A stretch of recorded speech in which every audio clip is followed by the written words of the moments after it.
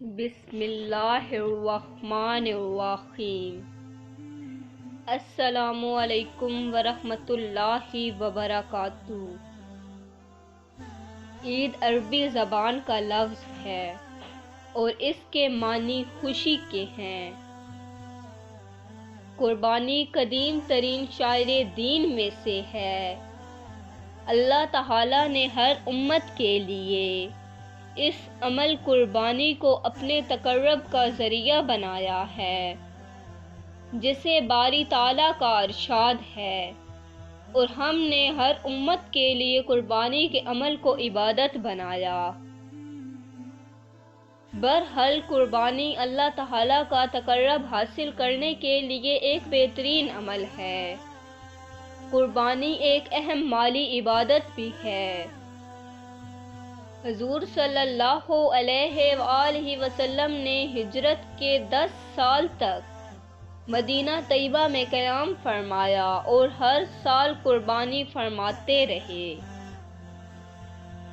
حضور صلی اللہ علیہ وآلہ وسلم نے ارشاد فرمایا کہ یوم النحر 10ویں ذی الحجہ میں ابن آدم کا کوئی عمل خدا کے نزدیک خون بہانے یعنی قربانی کرنے سے زیادہ پیارا نہیں، اور وہ جانور قیامت کے دن اپنے سینگ، بال اور کھروں کے ساتھ آئے گا، اور قربانی کا خون زمین پر گرنے سے قبل خدا کے نزدیک قبول ہو جاتا ہے، لہذا اسے خوش دلی سے کرو۔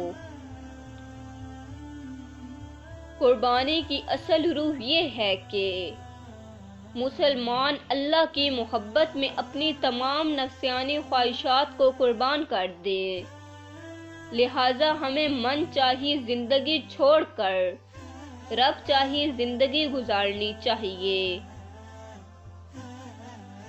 حضرت ابراہیم علیہ السلام کی زندگی میں صرف یہی ایک عظیم واقعہ نہیں، بلکہ انہوں نے پوری زندگی اللہ تعالیٰ کی اطاعت میں گزاری۔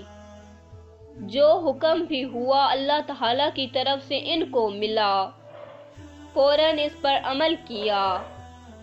جان، مال، ماں باپ، وطن اور لخت جگر اور سب کچھ اللہ تعالیٰ کی رضا میں قربان کر دیا۔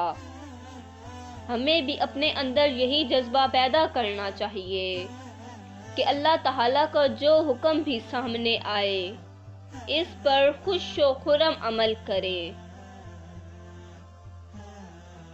قربانی کرنے والے کو قربانی کے جانور کے ہر بال کے بدلے میں ایک نیکی ملتی ہے، اور اللہ تعالیٰ کو نہ تو قربانی کا گوشت پہنچتا ہے اور نہ خون، بلکہ اسے تمہارا تقویٰ پہنچتا ہے۔